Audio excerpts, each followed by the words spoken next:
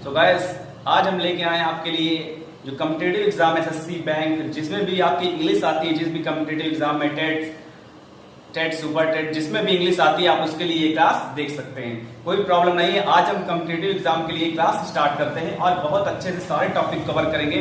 आज introduction class है और सारी चीजों के बारे में आज हम आपको बताएंगे और उसके बाद क्लास को स्टार्ट करेंगे। ठीक है, कौन कौन सा सेक्शन होता है, क्या होता है, सारी चीजें हम लोग आज डिटेल में बात करते हैं। उसके बाद मैं आपको टॉपिक भी पढ़ाऊंगा, लेकिन वीडियो में लास्ट तक बने रहिएगा क्योंकि जितने भी टॉपिक पढ़ाऊंगा सब आपके लिए बहुत इंपॉर्टेंट होंगे। ठीक है, तो आज से हम लोग पूरी स्टार्ट करेंगे। ठीक है, तो सबसे पहले बात करते हैं। देखिए, कॉम्पिटिटिव एग्जाम में आपके जितने भी एग्जाम आते हैं, जैसे एसएससी बैंक, ये तो मेन एग्जाम है जिसमें आपकी इंग्लिश पूछी जाती है और ये बहुत इंपॉर्टेंट है। यहाँ पे इंग्लिश पूछी जाती है। उसके बाद जितने भी आपके स्टेट के एग्जाम होते हैं उसमें भी इंग्लिश आती है कहीं ना कहीं। तो जो इंग्लिश सीखना चाहता है, जिसको इंग्लिश बिल्कुल नहीं आती, वो इस क्लास को देख सकता है, स्टार्टिंग से बिल्कुल फॉलो कर सकता है। सारे कॉम्पिटिटिव एग्जाम के लिए बहुत इंपॉर्टेंट क्लास है और एक एक चीज बेसिक से बहुत अच्छे से समझेंगे, डीपली समझेंगे, पूरा कोर्स खत्म करेंगे। ठीक है, तो आप लोग बने रहिएगा साथ में। तो आज हम डिस्कस करते हैं सिलेबस के बारे में। देखिए, सिलेबस यहाँ तक होता है तो इसमें कई सारे सेक्शन होते हैं। एक सेक्शन होता है हमारा ग्रामर का, ठीक है। दूसरा सेक्शन होता है हमारा वोकैब्स का और तीसरा सेक्शन होता है हमारा कंप्रेशन का। ठीक है, ग्रामर, वोकैब्स और कंप्रेशन, तीन सेक्शन होते हैं, डिवाइड किया जाता है। अच्छा, ग्रामर में तो सारी चीजें आती हैं। ग्रामर में क्या आता है आपका? पार्ट्स ऑफ स्पीच आता है, आर्टिकल आता है, सारी चीजें आती है ग्रामर में। वोकैब्स में आपका one word substitution, idiom, phrases, synonyms, antonyms, ये सारी चीजें वोकैब्स में आती हैं। कंप्रेशन में क्या आता है आपका? पैसेज आता है, पैराजम्बल आता है, तो ये सारी चीजें कंप्रेशन में आती है। तो आप लोग को इतनी बात समझ में आ गई होगी, ये आपका सिलेबस है, इसके बारे में सब लोग जानते हैं, बिल्कुल अच्छे से जानते हैं। और हम इसकी डिटेल में थोड़ा बात कर लेते हैं कि ग्रामर में हमको क्या क्या पढ़ना होगा। ठीक है, जो हमारे टॉपिक है, मोस्ट इंपॉर्टेंट टॉपिक है, उनको देखते हैं। सबसे पहले ग्रामर की बात करते हैं तो हमें सबसे पहले क्या पढ़ना होगा? Parts of speech. Parts of speech, parts of speech में क्या होता है? हम नाउन, प्रोनाउन, एडवर्ब, एडजेक्टिव, ठीक है, ये सारी चीजें हम लोग पार्ट्स ऑफ स्पीच पढ़ेंगे।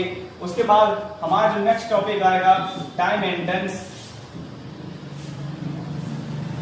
टाइम एंड टेंस फिर पढ़ेंगे हम लोग वॉइस, इसमें एक्टिव वॉइस, पैसिव वॉइस। फिर पढ़ेंगे हम लोग नरेशन, जिसको आप लोग बोलते हैं डायरेक्ट एंड इनडायरेक्ट। ठीक है, तो parts of speech, time and tense, voice, direct and indirect, ये सारे क्वेश्चन सब आते हैं। उसके बाद हम लोग पढ़ेंगे बाकी पार्ट ऑफ स्पीच में नहीं आ जाएगा, प्रीपोजिशन, कंजंक्शन, वो सारी चीजें हम लोग पढ़ेंगे। तो यहाँ पे मतलब सारे एक टॉपिक को कवर करेंगे, कोई भी टॉपिक हमसे छूटने नहीं पाएगा। बस ये है कि आपको लगातार बने रहना है क्लास में, लगातार क्लास को देखना है, तब आपको समझ में आएगा। आप 2-3 क्लास बिल्कुल अच्छे से देखिए, एक एक पॉइंट देखिए। अगर आपको समझ में आता है तो आप बिल्कुल रेगुलर देखिए क्लास को। और जब तक आप 2-3 दिन अच्छे से वीडियो देखेंगे नहीं, 2 दिन वीडियो नहीं देखेंगे, तब तक आपको क्लियर ही नहीं हो पाएगा कि कैसा मेथड है पढ़ाने का, कैसा तरीका है। आप देखिए और अच्छे से समझिए।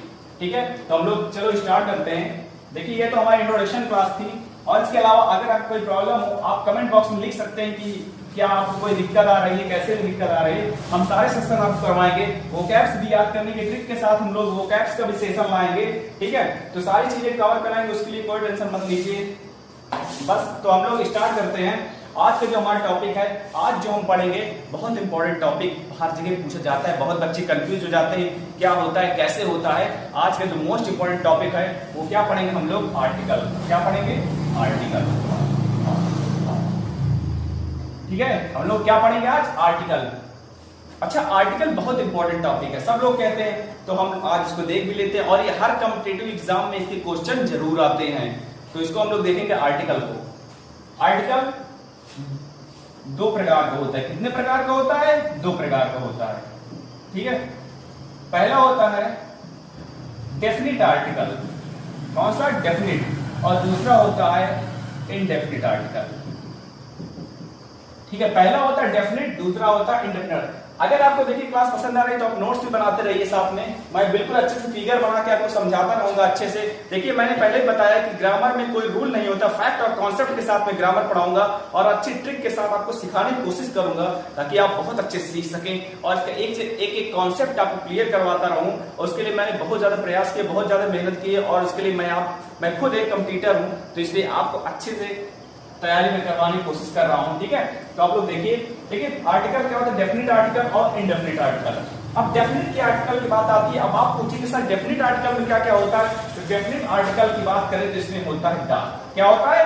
द। ठीक है, उसके बाद आता है हमारा इनडेफिनेट आर्टिकल। तो इनडेफिनेट आर्टिकल में क्या होता है आपका ए और एन। इनडेफिनेट आर्टिकल में क्या होता है? ए और एन होता है। ठीक है, डेफिनेट आर्टिकल में होता है द, इनडेफिनेट आर्टिकल में ए और एन होता है।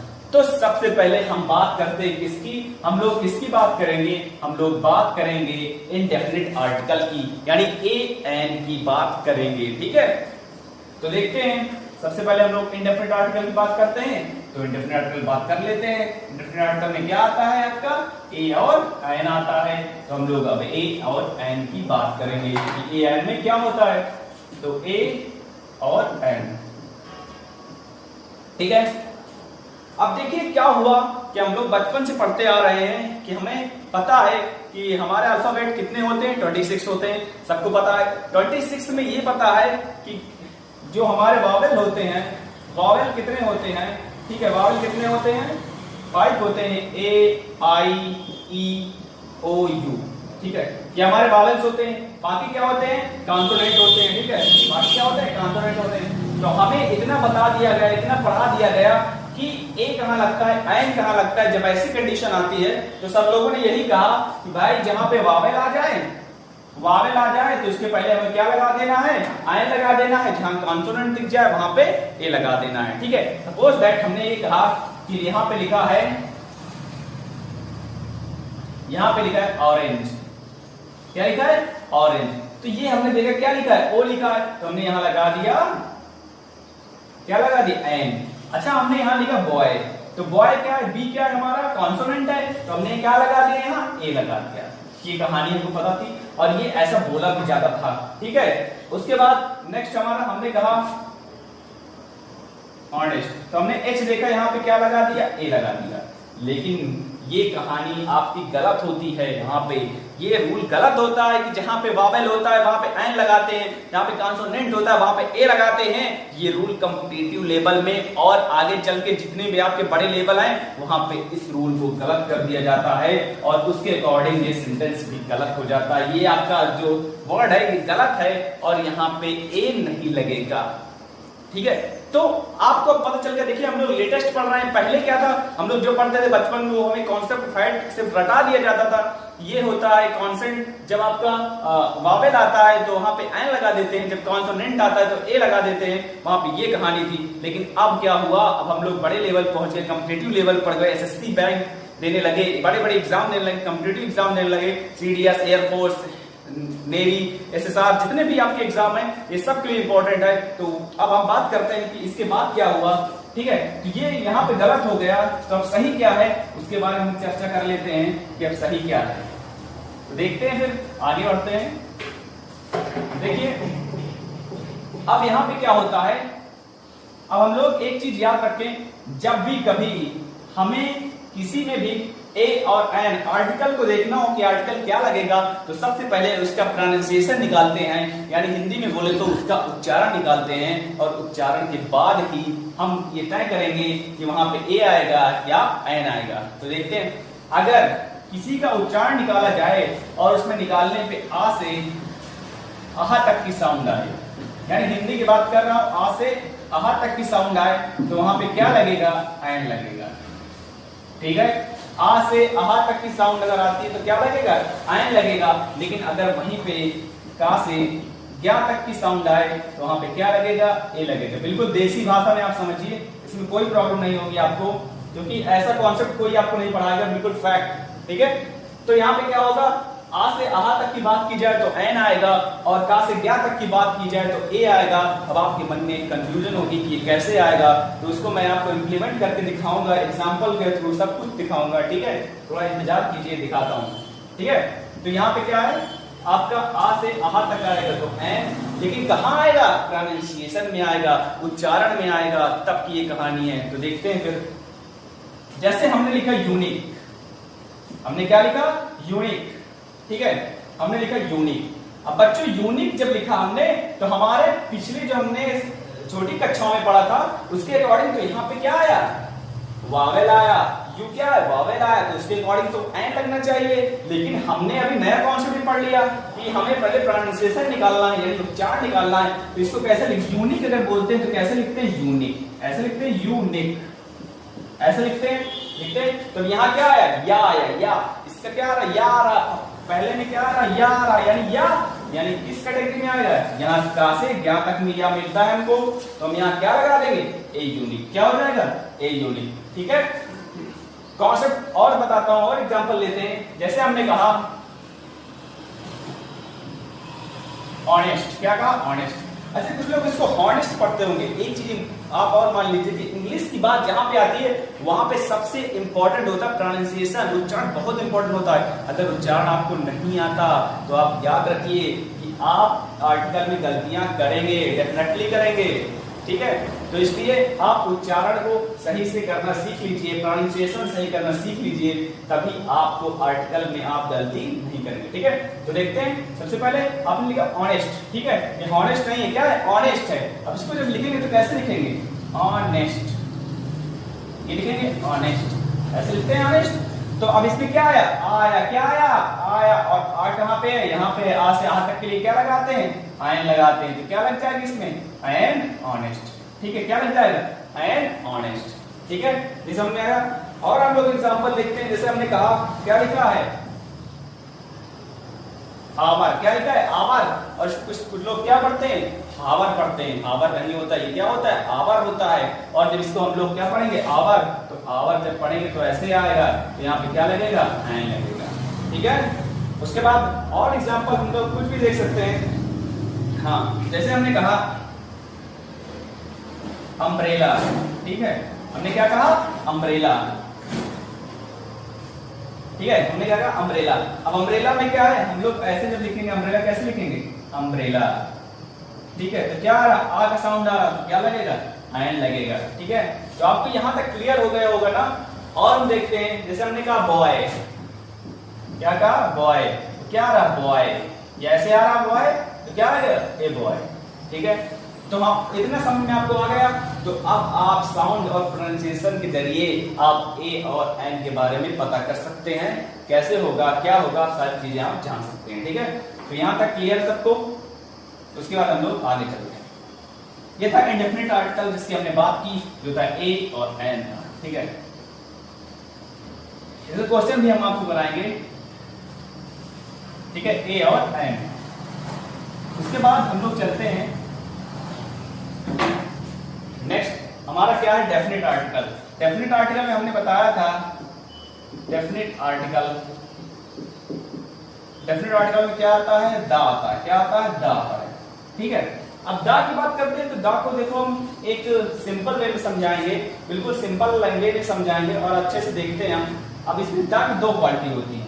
पहली बात, एक दा होता है कि हम लोग क्या करते हैं, दा कहां कहां लगाते हैं, और दूसरा क्या होता है, हम नहीं लगाते हैं, लगाते हैं और नहीं लगाते हैं, दो कहानी यहाँ पर होती है इसकी दा के बारे में, ठीक है। दा कहाँ लगाते हैं और कहाँ नहीं लगाते हैं, उसके बारे में बात करें। लेकिन उससे पहले हम कुछ चीज समझते हैं। जैसे सपोज दैट, अब दा क्या होता है, दा हम एक विशेष वस्तु के लिए लगाते हैं। किसके लिए, एक विशेष वस्तु होती है जिसके लिए हम दा लगाते हैं। जैसे सपोज दैट, ये क्या है, पेन है, समझ लीजिए पेन है, मार्कर है, ठीक है, ये पेन है, और इसको हम क्या करते हैं, हमने कहा कि दिस इज ए पेन, ठीक है, दिस इज ए पेन, ये पेन है, ठीक है, नॉर्मल पेन है। अगर हमने पेन कहा तो क्या होगा, ये एक नॉर्मल पेन होगा, ठीक है।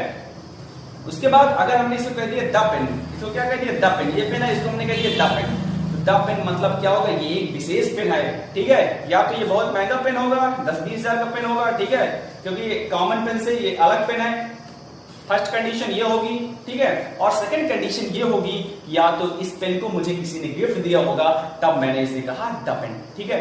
कार होती है तो कार में क्या कहते हैं, जब हम लोग कहते हैं कार तो नॉर्मल कार हो सकती है, कोई भी कार आजकल बहुत चल रही है, ठीक है, कोई भी कार हो सकती है। लेकिन अगर हमने कहा द कार तो कोई अलग कार होगी, कोई बेस्ट कार होगी जो किसी के पास, जो यूनिक कार होगी जो किसी के पास नहीं होगी, ऐसी कार की बात की जाए। और या तो कोई कार आपको गिफ्ट दिया हो, किसी ने गिफ्ट दिया हो, ठीक है, तो वो कार की बात की जाए तब आप उसके लिए क्या करते हैं, दा का यूज करते हैं। तो ये पहली कंडीशन होती है दा के लिए, ठीक है। अब हम लोग देखते हैं नेक्स्ट कंडीशन तो क्या होती है। तो देखिए नेक्स्ट में क्या आता है, हम लोग देखते हैं। अब सबसे पहले बात कर लेते हैं दा कहां कहां लगाते हैं। किसकी बात करते हैं, दा कहां कहां पे लगाते हैं। दा लगाने का देखिए मोड कंडीशन क्या है, जब कहीं की बात आ जाए होली रिवर की, किसकी, होली रिवर की। अब होली रिवर में हम लोग एग्जांपल भी देते रहेंगे, जैसे हमने कहा होली रिवर की बात आ जाए। अब होली रिवर मतलब पवित्र रिवर, यानी जैसे द गंगा, द यमुना, तो इनके साथ क्या है, हम दा लगा सकते हैं, ठीक है। उसके बाद नेक्स्ट जैसे हमारी आ जाए होली बुक्स, क्या आ जाए, होली बुक्स। होली बुक्स में जैसे द रामायणा, ठीक है, the Ramayana, the Quran, the Bibles, ठीक है, तो वो हो जाएगा। तो वहां पे क्या लगाएंगे, द लगा देंगे, ठीक है। नेक्स्ट जैसे कोई भी हमारा क्या होता है, न्यूज़पेपर होता है, क्या होता है, न्यूज़पेपर, जैसे न्यूज़पेपर के साथ भी द लगाते हैं, the times of India, the Hindu, ठीक है, तो इनके साथ द दैनिक जागरण, द दैनिक भास्कर, तो इनके साथ सबके साथ द लगाते हैं, ठीक है।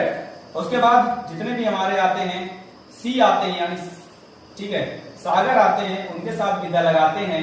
जैसे हमारा आ जाए द रेड सी, ठीक है, द इंडियन ओशियन, ठीक है, तो इनके साथ भी क्या लगाते हैं, सागर और महासागर, इनके साथ भी द लगाते हैं। उसके बाद हमारा आ जाए जैसे यूनिवर्स में कोई चीजें हैं, जैसे the earth, the sun, the moon, ठीक है, यूनिवर्स की चीजें अगर आ जाए तो इनके साथ भी हम लोग क्या करते हैं, दा लगाते हैं, ठीक है। होली रिवर्स, ठीक है, ठीक है, holy rivers, holy books, newspaper, C. उसके बाद डेजर्ट के साथ भी लगा सकते हैं, जैसे द सहारा डेजर्ट, ठीक है, द गोबी डेजर्ट, तो जितने डेजर्ट हैं मरुस्थल, उनके साथ भी हम लोग दा लगा सकते हैं, ठीक है। कोई विशेष चीज होती है तो उनके साथ हम लोग क्या लगा सकते हैं, दा लगाते हैं। उसके बाद कोई ग्रुप है, जैसे कोई ग्रुप है हमारा, ठीक है, उसके साथ जैसे यूएई, संयुक्त अरब अमीरात, ठीक है, यूएसए, तो इनके साथ भी दा लगा सकते हैं, ठीक है। कोई ग्रुप अगर होता है तो उसके साथ भी दा हम लोग लगाते हैं, ठीक है। तो यहां तक आपको क्लियर हो गया कि दा कहां कहां लगाते हैं, और जगह बहुत सारी जगह लगाते हैं, लेकिन अब इतना बताना मुमकिन नहीं है कहां कहां। जब सेंटेंस में या आपके वाक्य में आएगा, अगर आपको कोई प्रॉब्लम पड़ती है तो आप जरूर बताइएगा कहां पे लगेगा, कहां पे नहीं लगेगा। वो इतना मैंने आपको संकेत दे दिया कि ऐसी जो मेन कॉमन चीजें थी जो हमेशा हम लोग यूज करते हैं, वहां पे मैंने बता दिया कि आपको कहां कहां लगाते हैं, ठीक है। उसके बाद आता है नहीं लगाते हैं, ठीक है। लगाते हैं तो हम लोग क्लियर कर लिए कि यार कहां कहां लगाते हैं। अब देखते हैं कहां नहीं लगाते हैं, तो उसके बारे में हम लोग चर्चा करेंगे कि कहां पे नहीं लगाते हैं। तो ठीक है, देखते हैं। सबसे पहली बात हम लोग जानते हैं प्रॉपर नाउन के साथ दा नहीं लगाते हैं। किसके साथ, प्रॉपर नाउन।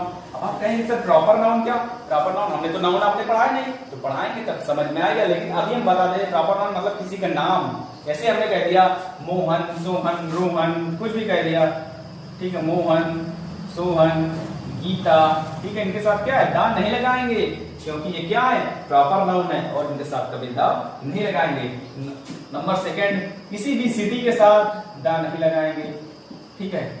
किसी टाउन के साथ दा नहीं लगाएंगे, किसी कंट्री के साथ दा नहीं लगाएंगे, ये नहीं लिखेंगे द इंडिया, द रसिया, ठीक है, ये नहीं लगाएंगे, ठीक है। इनके साथ भी हम लोग दा नहीं लगाएंगे, ठीक है। किसी प्रॉपर नाउन के साथ हम लोग दा नहीं लगाते, यानी किसी का नाम हो मोहन, सोहन, गीता, ठीक है, कुछ भी हो उसके साथ हम लोग दा नहीं लगाते हैं। उसके बाद कोई भी सिटी हो, जैसे आपकी इलाहाबाद, कानपुर, ठीक है, इनके साथ भी दा नहीं लगाएंगे, दिल्ली। उसके बाद टाउन हो, कस्बा हो, छोटा मोटा कोई भी कस्बा हो, काका फतेहपुर, कुछ भी हो, तो उसके साथ भी हम दा नहीं लगाएंगे। और कोई भी कंट्री होती है तो उसके साथ भी दा नहीं लगाते हैं। तो ये आपकी मोस्ट कंडीशन थी जिसके साथ हम लोग दा का यूज नहीं करते हैं, ठीक है।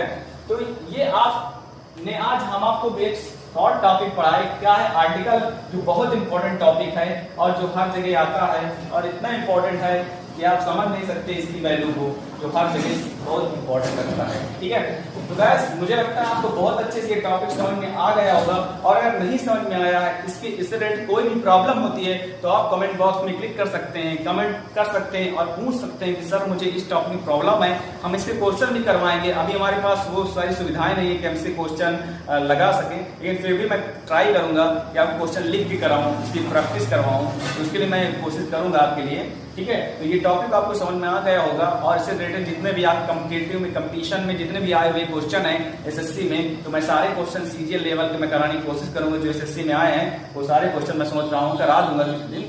तो इसके लिए आपको ये बहुत अच्छे से वीडियो समझ में आया होगा और आपने बहुत अच्छे समझा होगा। ठीक है, अगर आपको वीडियो पसंद आया है वीडियो को लाइक कीजिएगा, वीडियो को शेयर कीजिएगा, चैनल को सब्सक्राइब कीजिएगा, बेल आइकन पर जरूर क्लिक कीजिएगा, जिससे आने वाली वीडियो का नोटिफिकेशन सबसे पहले आपको मिले। सो गाइस, तो आपको बहुत पसंद आएगा तो वीडियो को धर के शेयर कर दीजिए। और फिर देखिए आपके जैसे, आप एक चीज और मैं देखता हूँ, जितने लोग व्यूज करते हैं, ठीक है, उतने लोग लाइक नहीं करते। यानी आप देखते ज्यादा लोग हैं, लाइक कम लोग करते हैं, तो यार लाइक भी कर दिएगा, अपना भी मोटिवेशन बढ़ेगा। आप जानते हैं फ्री ऑफ कॉस्ट क्लास चल रही है, कोई पैसा नहीं लग रहा। ठीक है, आपको कोई भी 1 रुपए जेब से नहीं जा रहा, आप घर में बैठे बैठे यहाँ क्लास कर रहे हैं। ठीक है, अपनी सिटी में, अपनी जगह, और आपको न कहीं जाना है ना आना है। ठीक है, तो इसलिए लाइक जरूर करिए, वीडियो को बिना लाइक किए मत जाइए। ठीक है, जिससे हमारा भी मोटिवेशन बढ़ता रहे। तो गाइस, आपको समझ में आ गया होगा अच्छे से। ठीक है, तो बाय, टेक केयर, मिलते हैं नेक्स्ट वीडियो में एक और नए टॉपिक के साथ। तब तक के लिए बाय।